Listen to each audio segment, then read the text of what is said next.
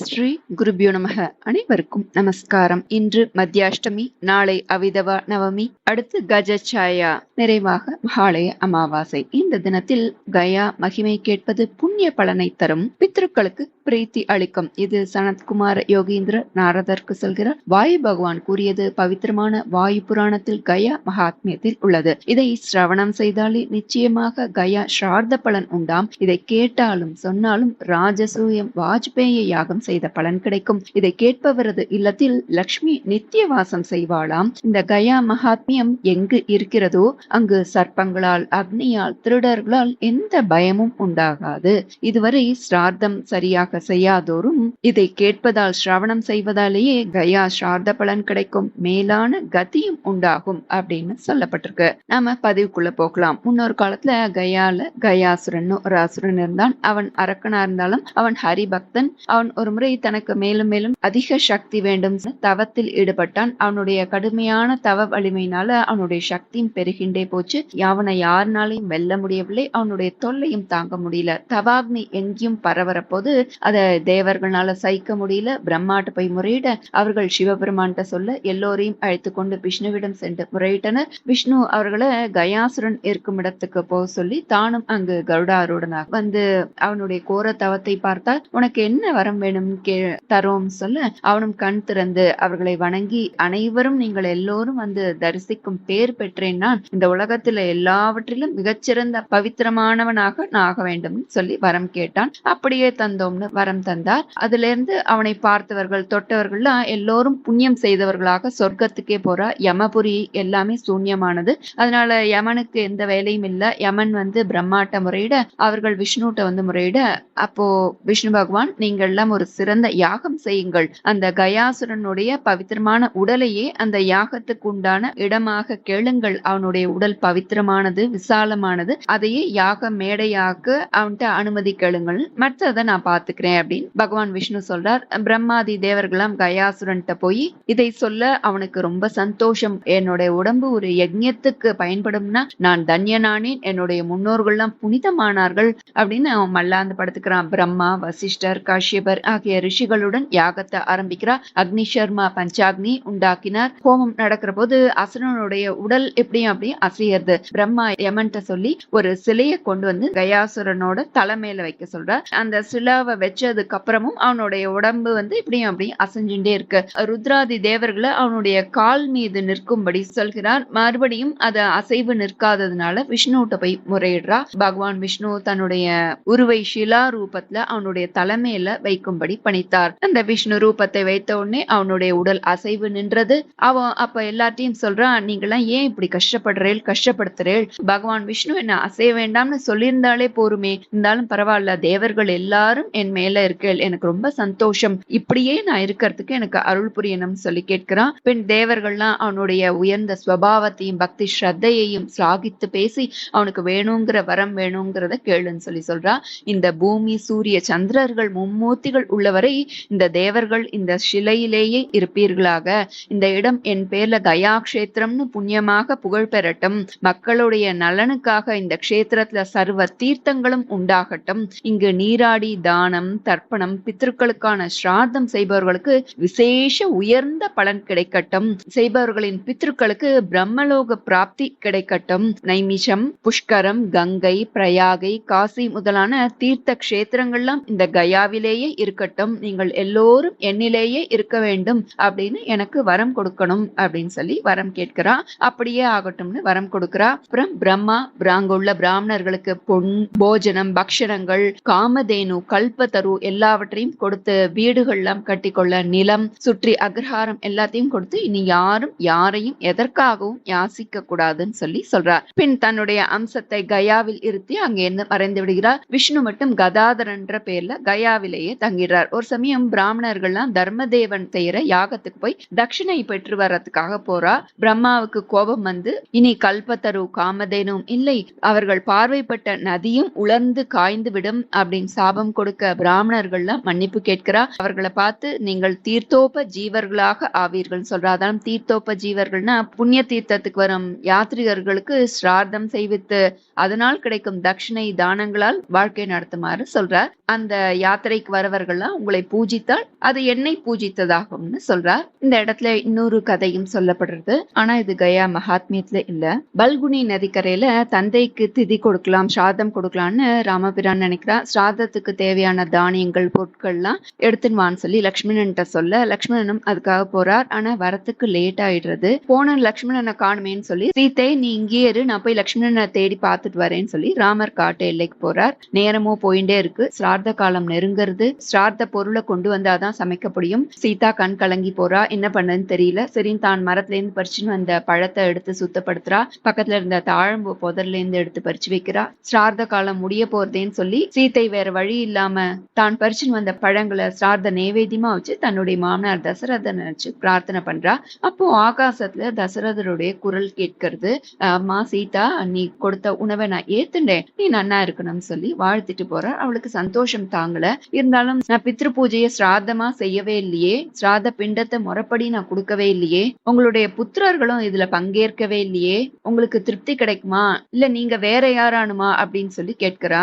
அதற்கு அங்கிருந்து திரும்பவும் குரல் வருது. சீதா, நான் உன்னுடைய மாமனார் தசரதர் தான் அப்படின்னு சொல்லி க்ஷண காலம் அவளுக்கு தோன்றி ஆசீர்வாதம் பண்ணிட்டு மறைஞ்சு பெற சீதைக்கு பரம சந்தோஷம். நான் பார்த்ததை சொன்னா யாருமே நம்ப மாட்டாளே, ராமலட்சுமணர்கள்லாம் இதை ஏத்துப்பாளா அப்படின்னு சொல்லி அவளுக்கு மனசுல தோணுது. அப்போ அங்க இருந்த பல்குனி நதி, அக்ஷயவடம்ன்ற ஆலமரம், துளசி செடி, ஒரு பசுமாடு, ஒரு பிராமணர், சரி இதெல்லாம் தான் நமக்கு சாட்சின்னு நினைச்சுக்கிறா. அப்போ ராமலட்சுமணர்கள் அந்த ஸ்ராதத்துக்கு வாங்கின பொருட்களோட திரும்பி வரா. இந்த சீதா ஸ்ராத காலம் முடிய போறது, இந்த பொருளை வச்சு ஸ்ராத சமையல் தயார் பண்ணுன்னு சொல்றா. சீதா தயங்கினபடியே நடந்த எல்லாத்தையும் சொல்றா. சரி பாவம் தனியா இருந்து ஏதோ பயந்து பேருக்க கனவு கண்டிருக்க போல இருக்கு அப்படின்னு சொன்னோடனே, நான் சொல்றது உண்மைதான், உங்களுக்கு நம்பிக்கை படலன்னா இதோ இருக்கு பாருங்க, பல்குனி நதி, பசுமாடு, துளசி, அக்ஷயவடம், இந்த பிராமணர், இந்த தாழம்பூலாம் இருக்கு பாருங்க, இதுதான் சாட்சி, அது கிட்ட கேளுங்கன்னு சொல்லி சீதா தேவி சொல்றா.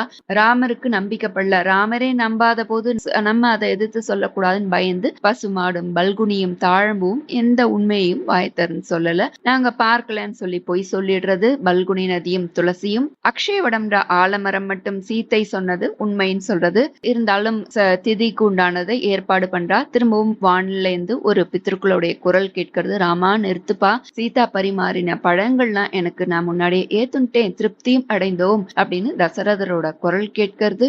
ராமர், லக்ஷ்மணர், சீதை மூவரும் அந்த குரல் வந்த திசையில பார்த்து மகிழ்ந்தார்கள், வணங்கினார்கள். சீதா, நீ சொன்னதை நம்பாம போனது தப்புதான் அப்படின்னு சொல்லி ராமர் வருத்தப்படுறா. சீதை பொய்யுரைத்த அந்த பல்குனி நதி, துளசி, பசு, தாழம்பு, பிராமணர் எல்லோருக்கும் சாபம் கொடுத்தா. இனிமே கயாவில் பல்குனி நதி எப்போதும் வறண்டு காணப்படும். இனி பூமிக்கு மேல் செல்லாமல் பூமிக்கு கீழே யாருக்கும் கண்ணுக்கு தெரியாமையே ஓடுவாயாக. கயால இனிமே துளசி செடி முளைக்காது. தாழம்பூ, இனி நீ ஈஸ்வரனுடைய பூஜைக்கு பயன்படாமல் போவாயாக. பசுவே, நீ இனி வாயை திறந்து உண்மை சொன்னதுனால உன்னுடைய முகத்தில் வசிக்கும் லட்சுமி தேவியானவள் பின்புறம் செல்லட்டும். கயாவில் வாழும் அந்தணர்கள் தாம் கற்ற வித்தையை விற்று வாழ வேண்டிய நிலை உருவாகும். எவ்வளவு கொடுத்தாலும் திருப்தி இல்லாமலே வாழ்வார்கள்னு சாபம் கொடுத்தாள். அதன்படியே ஆனது அப்படின்னு சொல்லப்படுறது. பல்குனி நதிக்கு எதிராக சீதா மாதா ஆலயமும் உள்ளது. இந்த கயாசுரன் மேல ஒரு சிலாரூபம் ஒண்ணு இருக்கும். அதற்குரிய புராணம் என்ன? ஸ்வேதவராக கல்பத்துல தர்மமூர்த்தின்னு ஒரு மகானுபாவன், அவருடைய மனைவி விஸ்வரூபை, அவருடைய புத்திரி தர்மவிரத்தை இவ வசிச்சிருந்த போது அந்த தர்மவிரத்தைக்கு சரியான தகுந்த வரன் கிடைக்கல. அவளை அதற்காக நீ தவம் செய்யின்னு சொல்லி அவளை அப்பா சொல்றார். அவளும் தவம் செய்யறா. அப்போ பிரம்மாவுடைய மானச புத்திரரான மரீச்சி முனிவர் அந்த பக்கம் வந்து அவ தவம் செய்யறத பார்க்கிறார். அதற்கான காரணத்தையும் கேட்டு தெரிஞ்சுக்கிறார். அவர் இதை பத்தி கேட்க, நீங்க என் அப்பாட்ட போய் பேசுங்கன்னு சொல்ல மரீச்சி முனிவரும் தர்மவிரத்தையனுடைய அப்பாட்ட போய் பெண் கேட்க அவரும் அவர்களுக்கு திருமணம் செய்து வைக்கிறார். பெண் மரீச்சி முனிவரும் தர்மவிரத்தையும் ரெண்டு பேரும் அவர்களோட ஆசிரமத்துல போய் நல்லபடியா வாழ்ந்துருக்கா. ஒரு நாள் அவர் படுத்துட்டு இருக்கிற போது அவர் மனைவி பாதத்தை பிடிச்சு அவருக்கு சிரம பரிகாரம் பண்ணிட்டு இருக்கா. அப்போ பிரம்மா அங்க வரார். அப்போ தர்மவிரத்தையானவள் கணவனுக்கு பணிவிடை செய்யறத நிறுத்திட்டு பிரம்மதேவரை போய் உபச்சாரம் பண்றா. கண் விழிச்சு பாக்குறார் முனிவர். பிரம்மா வந்திருக்கிறது தெரியல. இருந்தாலும் மனைவி இங்க இருந்தாலே காணுமேன்னு சொல்லிட்டு அவளை வந்து நீ சிலையாக போ அப்படின்னு சொல்லி சாபம் கொடுத்துறார். அப்போ அவ தன்னோட கணவன்கிட்ட நடந்ததை சொல்றா. நான் செய்யாத தவறுக்காக எனக்கு ஏன் சாபம் கொடுக்கணும், பரமேஸ்வரர் உங்களை சபிக்கட்டும் சொல்லி அவ ஒரு தீ மூட்டின்னு அதற்கு நடுவுல நடந்து தவம் செய்யறா. அப்போ மரீச்சி முனிவரும் தவநிஷ்டையில அமர்ந்துக்கிறார். அந்த தவாக்னியோட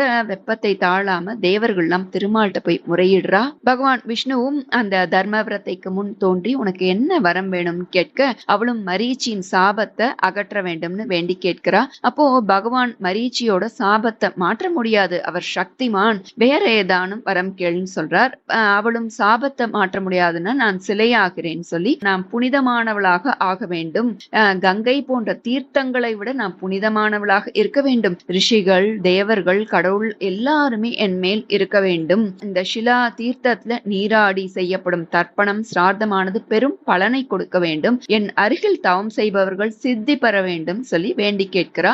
அப்போ பகவான் விஷ்ணு உன்னுடைய வரம் அத்தனையும் சித்தியாகும், கயாசுரன் தலைமேல் நீ நிலையாக இருப்பாய், நாங்கள் எங்களுடைய அம்சத்தோட உன்னுள்ளேயே இருப்போம் சொல்லி வரமளித்தார். கயையில் அந்த சிலையின் மேலேயே பிண்ட பிரதானங்கள் செய்யப்படும் சொல்லப்படுறது. கயாயாம் ஸ்ரீ விஷ்ணு பாதாதி சமஸ்த தீர்த்தேஷு தத்தம் என்று சொல்வர். இதுவே கயாசுரன் தலைமையில உள்ள அந்த சிலையின் புராணமாக சொல்லப்படுறது. இந்த ஷிலாவானது பிரம்மாவோட ஆணைப்படி யமதர்மன்ட்ட இருந்தது. இந்த விஷ்ணு கையால கதாதரரா இருக்கார் இல்லையா பகவான், அதற்கு இன்னொரு புராணம் இருக்கு. முன்னொரு காலத்துல கேத்தின்னு ஒரு அசுரன், அவன் ரக்ஷஸ், அவன் தபஸ் செஞ்சு பகவானுடைய அனுகிரகம் கிடைச்சு அதோட பலத்தினால எல்லாரையும் கஷ்டப்படுத்தின்னு வந்தான். என்ன மாதிரி வரம் வாங்கினான்னா எந்த தேவத்தையோட ஆயுதமும் அவனை தாக்க கூடாது, முனிவர்களுடைய சாபம் எதுவுமே அவனை பண்ணக்கூடாது, வேற வழி இல்லாம தெய்வத்தின் ஆகாதனினும் முயற்சி தன் மெய் வருத்த கூலி தரும்னு சொல்வான் இல்லையா, முடியாத காரியத்தையும் தீவிரமான தபஸ் பண்ணி சாதிச்சுடலாம்னு நமக்கு என்னன்னு சொல்லிட்டு அப்படி தைத்தியர்கள் ராட்சசர்கள் அசுரர்கள் எல்லாம் இப்படி செய்து லோகத்துக்கு இன்னல்கள் கொடுக்கிறா, கஷ்டத்தையே உண்டு பண்ணுவார்கள் இவர்கள்லாம். அதனால அவளுடைய இந்த வர புண்ணியமானது ரொம்ப நாள் நிலைக்காது. ஆனா அந்த நேரத்துல எல்லாரும் பகவான் ஹரிய சரணடைகிறா.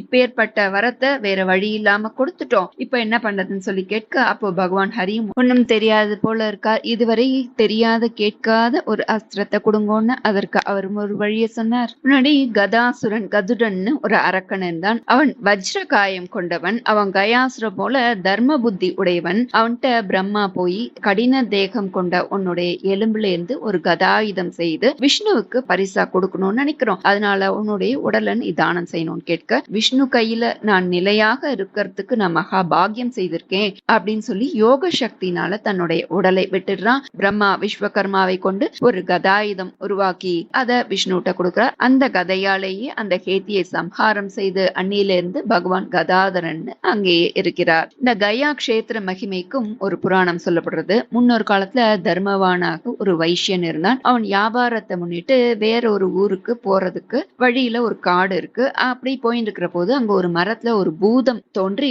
அவனை வழிமறிக்கிறது. அவனுக்கு பயம், என்ன அதை பார்த்துட்டு நீ யாரு, நீ ஏன் என்ன வழிமறிக்கிறேன்னு சொல்லி கேட்கிறான். அது தானும் ஒரு மனுஷனா இருந்தேன், தனக்கு புத்திர சந்தான பாகியம் இல்ல, அதனால எனக்கு யாருமே இந்த கிரியைகள் எல்லாம் செய்யல, அதனாலதான் எனக்கு இந்த பிரேத ரூபம் இருக்கு, இதுல இருந்து மாறாததுக்கு அதனாலதான் காரணம், என்கிட்ட நிறைய செல்வம் இருக்கு, அதை எடுத்து நீ என்னுடைய பேர் கோத்திரம் எல்லாம் சொல்றேன், நான் உனக்கு கொடுக்குறேன், நீ அதை சொல்லி கயா கஷேத்திரத்துல போய் பிண்ட பிரதானம் செய்யி, நீ செய்வேன்றது எனக்கு தெரியும், நம்பிக்கை இருக்கு அப்படின்னு சொல்றது. அந்த வைசியனும் அது சொன்னபடியே கயாவுக்கு போய் அந்த பிரேதம் வேண்டின்றபடியே பிண்ட பிரதானம் செய்து அவர்களுக்கு உத்தம கதியும் கிடைக்கிறது. அதானும் அநாத பிரேதத்துக்கு கூட கயா ஸ்ராத்தத்தினால முக்தி அடையும்ன்றத இது மூலமா தெரிஞ்சுக்க முடியறது. இத நம்ம ஸ்ராவண துவாதசி இப்போ வந்தது இல்லையா, அந்த விரத கதையா நம்ம விஸ்தாரமா முழுசாவே பார்த்திருப்போம். அதை கேட்காதவர்கள் அதை கேட்டு முழுமையாக இந்த விரத கதையை தெரிந்து கொள்ளலாம். கயாலையும் அக்ஷயவடம் உண்டுன்னு பார்த்தோம், காசியிலையும் அக்ஷயவடம் உண்டு, பிரயாகையிலையும் அக்ஷயவடம் உண்டு. இந்த அக்ஷயவடத்தோட மூல பாகம் பிரயாகையிலையும் மத்திய பாகம் காசியிலையும் அக்ரபாகம் அதான் நுனி பாகம் கயையிலையும் இருக்கிறதா ஐதீகம். இங்கு ஸ்ராத்தம் செய்யறதுனால ஒருவருக்கு மோட்ச சாம்ராஜ்யம் கிடைக்குமாம். இங்கு ஒருவருக்கு ஒரே ஒருத்தருக்கு உணவளித்தால் கோட்டி பேருக்கு அன்னதானம் அளித்த உணவளித்த புண்ணியம் கிடைக்குமாம். இந்த தினத்துல மோட்சத்தை கொடுக்கும் இந்த அக்ஷயவடத்துக்கு நமஸ்காரம்னு மனசால நினைத்தாலே புண்ணியம் அப்படின்னு சொல்லப்படுறது. இதற்கு ஒரு விசித்திரமான கதையும் இருக்கு. விஷாலான்னு ஒரு புரி, அத விசாலன்னு ஒரு ராஜா ஆனன் வந்தார். அவருக்கு புத்திர பேர் இல்ல. புரோகிதர்கள் எல்லாம் பார்த்து கேட்கிறார், எனக்கு எப்போ புத்திர பிராப்தி கிடைக்கும்னு. அதற்கு அவர்களா, நீ கயைக்கு போய் உன்னுடைய பிதர்களை நோக்கி கயா சிரார்த்தம் பண்ணி பிண்ட பிரதானம் செய்ய, உனக்கு வேண்டியதெல்லாம் கிடைக்கும் சொல்றா. விஷாலனும் நேரா கயா கஷேத்திரத்துக்கு போய் கயா சிரார்த்தம் பண்ணி பிண்ட பிரதானம் செய்யறா. அவனுக்கும் புத்திர பிராப்தி கிடைச்சது. அப்போ அவனுக்கு ஒரு அனுகிரகம், பித்திருக்கள்ல ஆகாசத்துல இருந்து 3 விதமான வடிவங்கள்ல காட்சி தரா. அதானும் வெளுப்பாக சிவப்பாக கருப்பாக அவனுக்கு ஆகாசத்துல காட்சி தரா. விஷாலன் நீங்கள்லாம் யாருன்னு சொல்லி கேட்கிறான். அதற்கு அந்த வெள்ளையா வெள்ளையான இருந்த உருவம் சொல்றது, ஹே விஷாலா, நான் தான் உன்னுடைய அப்பா, இந்திரலோகத்துல இருந்து வந்திருக்கேன். நான் நிறைய புண்ணியங்கள் செய்து அதனால எனக்கு இந்த இந்திரலோகம் கிடைச்சது. உனக்கு அனுகிரகம் பண்ணதுக்காக நான் இங்க வந்திருக்கேன். இதோ பக்கத்துல சிகப்பா இருக்கார் இல்லையா, அவர் என்னுடைய அப்பா பிதாமகர். அவர் முன்னாடி பிரம்மஹத்யா பாவம் பண்ணியிருக்கார். அதனால அவர் உருவம் பார்க்கறதுக்கு சிகப்பா இருக்கு. அதற்கு பக்கத்துல கருப்பா இருக்கார் இல்லையா, அவர் என்னுடைய தாத்தா, உன்னுடைய கொள்ளு தாத்தா. அவர் ரிஷிகள்லாம் ஒரு தடவை ஹத்தி பண்ணியிருக்கார். அதனால அவருக்கு அதீச்சின்ற ஒரு நரகம், பெரிய நரகத்துல போய் ரொம்ப காலம் கஷ்டப்பட்டு இருந்தார். நீ இப்போ பித்ருவை குறித்து பிதாமகர், பித்ரு, பிதாமகர், பிரபிதாமகரை சொல்லி பிரீத்தி செய்கிறேன்னு சொல்லி கயால எள்ளும் ஜலமும் விட்டு பிண்ட பிரதானம் கொடுத்த. அதனால எங்க 3 பேருக்குமே விடுதலை கிடைச்சது. நானும் மோட்சத்துக்கு போறேன். இவர்கள் பண்ணின பாவம் கஷ்டப்பட்டு இருந்தா இல்லையா, பாபத்தினால, அதனால சிகப்பா கருப்பா இருந்தா. இப்போ அதெல்லாம் சரியாகி நீ கொடுத்த கயா ஸ்ராத பலனால அவர்களும் வெளுப்பா மாறியாச்சு. இப்போ எல்லாருக்குமே முக்தி கிடைச்சாச்சு. இப்போ இது போலதான் எல்லோருக்குமே ஆனது அப்படின்னு சொல்லப்படுது. உனக்கும் வம்சவிருத்தி உண்டாச்சு. உனக்கு புத்திரன், பௌத்திரன், பிரபௌத்திரன் எல்லாம் பிறப்பார்கள். நீ நெடுங்காலம் ராஜ்யத்தை ஆண்டு சௌபாகியத்தை அனுபவித்து நிறைய யஜ்யங்கள்லாம் செய்து தட்சிணை கொடுத்து சௌக்கியமா இரு, நல்லவற்றை எல்லாம் செய், இறுதியில வைகுண்டமும் போய் சேருவாய் அப்படின்னு சொல்லி ஆசீர்வாதம் செய்து அவர்கள் அங்கிருந்து போறா. இந்த கயா கஷேத்திர மகிமையை கேட்பவர்கள், சொல்பவர்கள், எழுதி கொடுப்பவர்கள், புத்தகமாக்கி கொடுப்பவர்கள் பரமகதி உண்டு அவர்களுக்கு. இதை சிரவணம் செய்தாலே நிச்சயமாக கயா ஸ்ராத பலன் உண்டு. ஏன்னா மகிமையை கேட்டாலே ஸ்ரத்தை வருமாம். அதை கேட்டாலும் சொன்னாலும் ராஜசூயம் வாஜ்பேயம் செய்த பலன் கிடைக்குமாம். அவர்களுக்கு இல்லத்தில் லக்ஷ்மி நித்தியவாசம் செய்வாளாம். இந்த கயா மகாத்மியம் எங்கு இருக்கிறதோ அங்கு சர்ப்பங்களால், அக்னியால், திருடர்களால் எந்த பயமும் கிடையாதாம். இதுவரை முறையாக சிரார்த்தம் செய்ய முடியாமல் இருந்திருந்தால் ஸ்ரத்தையாக இதை சிரவணம் செய்வதாலேயே கயா ஸ்ராத்த பலன் நிச்சயமாக கிடைக்கும். அவர்களுக்கு மேலான கத்தியம் கிடைக்கும். எல்லா தீர்த்தங்களும் அந்த இடத்தில் சாநித்தியமாக இருக்குமாம். அதனாலேயே இதற்கு ஸ்ரவண யஜ்யம் என்ற பெயர். இத சனத்குமார யோகீந்திர நாரதற்கு சொல்கிறார். இதை வாயு பகவான் சொல்கிறார். இது பவித்திரமான வாயு புராணத்துல கயா மகாத்மியத்துல இருக்கு. இதை கேட்பவர், சொல்பவர், படிப்பவர் எல்லா பாபங்களிலிருந்து விடுபட்டு மோட்ச முக்திக்கு பாத்திரர்களாவார்கள் அப்படின்னு சொல்லப்படுறது. இதனால் பயனடைந்தவர்கள் இந்த பதிவை பகிரவும். நாம் அடுத்த பதிவில் வேறொரு நல்ல விஷயத்துடன் சந்திக்கலாம். நல்லதே நடக்கும். நமஸ்காரம்.